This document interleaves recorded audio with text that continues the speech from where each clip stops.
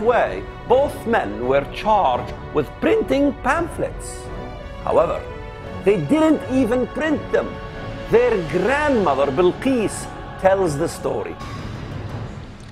पर्चे लैके तो आपे ही सिर देते आपे ही चुक ले फिर उन्होंने लैके Thane. Both men were arrested and had their handwriting analyzed, but it didn't match what was on the pamphlet. They were found to be innocent by the court. Their uncle, James Pakash, explains what happened next. अदालत ने बरी कर छड़िया report वेख के ते मौलवी इन्होंने jail च भी धमकी लाਉਂਦੇ ਰਹੇ ਵੀ ਤੁਸੀਂ ਅਦਾਲਤ ਚੋਂ ਅਗਰ ਬਚ ਗਏ ਤੇ ਛੱਡਣਾ ਨਹੀਂ ਤੁਹਾਨੂੰ ਤੇ ਉਸ ਦਿਨ ਹੀ ਉਹਨਾਂ ਨੇ ਅਟੈਕ ਕਰ ਛੱਡਿਆ ਹੱਥ ਖੜੀਆਂ ਦੋਨਾਂ ਲੱਗੀਆਂ ਵਾ ਤੇ ਤਸੱਲੀ ਨਾਲ ਤਕਰੀਬਨ 4 ਫੁੱਟ ਦੇ ਫਾਸਲੇ ਤੋਂ ਬੰਦਾ ਮਾਰ ਕੇ ਚਲੇ ਗਏ ਤੇ ਸਿੱਧੀਆਂ ਦਿਲ ਦੇ ਵਿੱਚ ਉਹ ਕਹਿੰਦੇ ਵੀ ਇਹਨੂੰ ਤੁਸੀਂ ਦੇਖਣਾ ਨਹੀਂ ਹੈਗਾ ਇਹਨੂੰ ਠੀਕ ਨਹੀਂ ਕਰਨਾ ਇਹਨੂੰ ਮਾਰ ਲੈਣ ਦਿਓ ਡਾਕਟਰਾਂ ਤੱਕ ਉਹਨਾਂ ਨੇ ਧਮਕੀਆਂ ਲਾਤੀਆਂ ਸੀ ਇਹ ਤੇ ਪਤਾ ਲੱਗਾ ਜੀ जेल तक ना मौलवी खिला रहे सी भी ताकि जेडे इत्थों अदालत तो छुट जाणगे चल जाणगे ना ते जेल तक इन्हां नूं मार देना वा. It's not always enough to frame your targets in the commission of a crime they didn't commit. Often public sentiment must accompany the outrage and hatred of one person. This requires carrying the lie to the masses, who often gather in places of worship at times and places where they are most sensitive about matters of faith. If while praying they overhear that a blasphemy law has been broken, they are more inclined to act on such outrage. Therefore, it's not enough to accuse someone of violating a blasphemy law after actually committing the crime yourself. The next step requires an angry mob. Such was the case of Imran Masih, a Christian who was framed for blasphemy crime he didn't even commit. Mr. Ghafoor Masih Jill explains what happens to his son. जब उसने रद्दी जलाने के इल्ज़ाम में उन्होंने कुरान पाक का या सिपारों का कुछ. Imagine being arrested completely unexpectedly. When you demand to know why you've been arrested, you're told you showed disrespect to someone by burning a book. Knowing you had done no such thing, you demand a lawyer. One is not provided, and you are thrown in jail after being brought up on charges. That may sound crazy to you, but it's reality for Christians in Pakistan. तो हमारी तो कोई सुनवाई नहीं हुई किसी ने ना तफ्तीश में ना किसी बात में हमारी तो किसी ने बात ही नहीं सुनी. Imran's father had to endure seeing his son sentenced to several years in prison after his arrest in 2009. तो अब वो सजा काट रहा है. Perhaps one of the most publicized cases of Christian persecution involved that of Asiya Bibi, a Christian woman and mother of 4 children who was sentenced to death for committing blasphemy. She was accused of making derogatory remarks against Islam's prophet Muhammad. Coming to Bibi's aid was the governor of the central Punjab province, Salman Taseer. He very publicly supported Asliya and actively fought to have blasphemy laws repealed. Unfortunately, this stance ultimately led to his death. Tragically, Taseer was murdered not by someone who got by his bodyguards, but at the hands of one of them. Taseer decided that it is better to die with honor than to live in fear. In possibly one of the more violently egregious and senseless acts of persecution, the Christian colony of Gorja city was literally set aflame after angry mobs claimed to find ripped out pages from Quranic verses. Rage over the incident served as a spark that set the colony entirely on fire. When it was all over, 110 houses were torched and 7 Christians, innocent people, were burned alive. One of the survivors of the Gurja city attack was Mr. Salmat Shami. He explains the origin of the torn pages. Actually, there was an incident that did not happen in Gojra, that they have burned our houses. It happened in nearby village called Korea. There was a man who was selling used goods on his trolley. Somewhere he got an Islamic book of school. In evening, his children has taken that book from the house. It has been said that these children has torn up the pages of that book. In the morning, our Muslim friends has found these pages. They came up with anger and asked other Muslims to get together.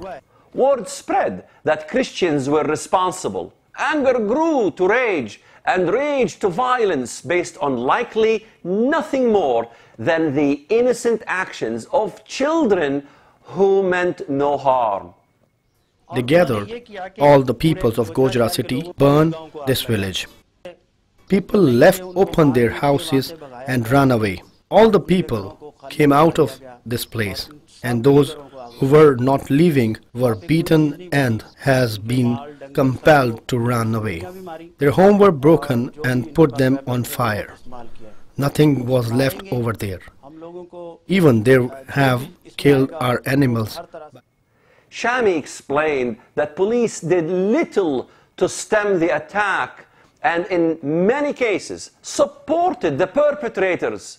No matter their motives, security forces decided to flee the situation, leaving civilians with a painful decision they desperately did not want to make: either flee or stay and face the consequences of a rabid mob. Take the case of Yusuf Masih. He was an animal trader and had achieved financial standing as well as success through hard work. Consequently, he soon became a victim of blasphemy laws. Yusuf's wife, Trissa, tells his story. ਇਹ ਬੈਠੇ ਸੀ ਭਾਈ ਤੇ ਉਹਨਾਂ ਨਾਲ ਕੋਈ ਝਗੜਾ ਹੋਇਆ ਬਾਗ ਦੇ ਵਿੱਚ ਕੰਪਨੀ ਬਾਗ ਹੈ ਹਮਾਰੇ ਨਜ਼ਦੀਕ ਹੀ ਉੱਥੇ ਬੈਠੇ ਕੋਈ ਝਗੜਾ ਹੋਇਆ ਪਤਾ ਨਹੀਂ ਕਿਸ ਗੱਲ ਤੋਂ ਜਾਂ ਵੈਸੇ ਬੈਠਿਆ ਕੋਈ ਮਜ਼ਾਕ ਤੋਂ ਉਹਨਾਂ ਨੇ ਮਤਲਬ ਰਸੂਲ ਗੁਸਤਾਖੀ ਲਾ ਦਿੱਤੀ ਉਹਨਾਂ ਤੇ ਫਿਰ ਉਹਨਾਂ ਨੇ ਮਤਲਬ ਅਸੀਂ ਉਸੇ ਰਾਤ ਹੀ ਉਹਨਾਂ ਨੇ ਐਲਾਨ ਕਰ ਦਿੱਤੇ ਮੌਲਵੀਆਂ ਨੇ ਵੀ ਉਹਦੀ ਬੇਟੀ ਲੱਭਦੀ ਉਹਦੀ ਬੀਵੀ ਲੱਭਦੀ ਏ ਤੁਸੀਂ ਉਹਨੂੰ ਫੜ ਕੇ ਤੇ ਮਤਲਬ ਮਸਜਿਦ ਦੇ ਵਿੱਚ ਲੈ ਆਵੋ ਸਾਡਾ ਅਸੀਂ ਨੱਕ ਗੁੱਤ ਵੱਢ ਕੇ ਤੇ ਮਤਲਬ ਅਸੀਂ ਉਹਨਾਂ ਨੂੰ ਇੱਥੇ ਸ਼ਹਿਰ ਦੇ ਵਿੱਚ ਇੱਕ ਮਤਲਬ ਬਿਜ਼ਤ ਕਰਾਂਗੇ. After hearing about this, Trissa hurriedly fled with her children in order to hide from the mob that was going to descend on them. Aren't houses of worship supposed to preach peace, love, and tolerance? How could it be that a holy place would preach lynching? Trissa tells of how her husband was tortured by police as she and their children lived on the run and in hiding. ਬਹੁਤ ਜ਼ਿਆਦਾ ਮਾਰਿਆ ਤੇ ਫਿਰ ਉਹ ਕਹਿਣ ਲੱਗੇ ਵੀ ਤੁਸੀਂ ਕਿ ਮੰਨੋ ਕਹਿਣ ਲੱਗੇ ਵੀ ਮੈਂ ਕੁਛ ਨਹੀਂ ਕੀਤਾ ਉਹਨਾਂ ਨੇ ਕਿਹਾ ਚਲੋ ਤੁਸੀਂ ਕਿਸੇ ਫਾਦਰ ਦਾ ਨਾਮ ਲੈ ਲਓ ਕਿਸੇ ਆਪਣੇ ਭਾਈ ਦਾ ਲੈ ਲਓ ਕਿਸੇ ਸ਼ਹਿਰ ਦੇ ਮਤਲਬ ਚੌਧਰੀ ਦਾ ਲੈ ਲਓ ਉਹਨਾਂ ਕਿਹਾ ਵੀ ਮੈਂ ਕੁਝ ਕੀਤਾ ਨਹੀਂ ਮੈਂ ਚੌਧਰੀ ਹਾਂ ਤੁਸੀਂ ਮੈਨੂੰ ਬੇਸ਼ੱਕ ਦੀ ਮਾਰ ਛੜੋ ਉਹਨਾਂ ਨੇ ਫਿਰ ਇਸ ਤਰ੍ਹਾਂ ਕਰਕੇ ਮਤਲਬ ਜੇਲ੍ਹ 'ਚ ਲਿਆਂਦਾ ਜੇਲ੍ਹ 'ਚ ਵੀ ਉਹਨਾਂ ਇੱਕ 14 ਦਿਨ ਮਤਲਬ ਇੰਨੀ ਕੁ ਸਜ਼ਾ ਦਿੱਤੀ ਸ਼ਲਵਾਰ 'ਚੋਂ ਨਾਲਾ ਕੱਢ ਦਿੱਤਾ ਉਹਨਾਂ ਨੇ ਮਤਲਬ ਸੀਟਾਂ ਖੋਲੀਆਂ ਹਰ ਚੀਜ਼ ਖੋ ਕੇ ਆਂਦੇ ਹੁਣ ਦੱਸਦੇ ਹਨ ਜਦੋਂ ਜੇਲ੍ਹ 'ਚੋਂ ਮਤਲਬ ਰਿਹਾ ਹੋ ਕੇ ਆਏ ਸਨ ਕਹਿਣ ਲੱਗੇ ਉਹਨਾਂ ਮੈਨੂੰ ਇੰਝ ਫੜ ਬੰਨ੍ਹ ਕੇ ਨਾ ਦੋਵੇਂ ਬਾਜ਼ੂ ਦੀਵਾਰ ਦੇ ਨਾਲ ਲਾ ਕੇ ਤੇ ਸ਼ਲਵਾਰ 'ਚੋਂ ਨਾਲਾ ਕੱਢ ਕੇ ਤੇ ਮੈਨੂੰ ਇੰਨਾ ਕੁ ਮਾਰਦੇ ਹੁੰਦੇ ਸਨ ਕਹਿੰਦੇ ਹੁੰਦੇ ਸੀ ਦੱਸ. At one point, explains Trissa, it was demanded of Yusuf that he tell police where his wife and children were. Thinking they had already been murdered by forces sympathetic to those who were torturing him, he told them they were already dead. Yusuf Masih was not only a good husband and father who cared for his family, he was also someone who did so by relying on his own intuition and abilities. For that and his faith, he was arrested and his family was broken apart. Finally, the story of Fanish Robert Masih is similar to that of Qamar David. Like Qamar, Fanish was imprisoned for his faith. Also like Qamar, Fanish was murdered while jailed. At 20 years old, Fanish was vibrant and full of life. The official cause of death, of course, was listed as suicide. Why would a young Christian man charged with blasphemy kill himself? If he was willing to renounce his Christian faith, he may have been released.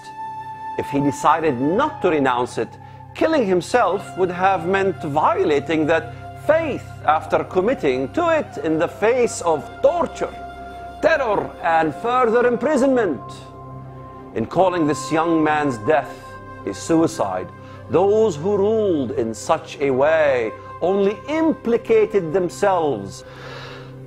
There is an inscription on an ancient mantelpiece in Hind's Head Hotel in Bray, England, which says, "Fear knocked at the door, faith answered, no one was there." Right now, there are Christians in Pakistan dying for what they believe, while Western media fails to pay attention.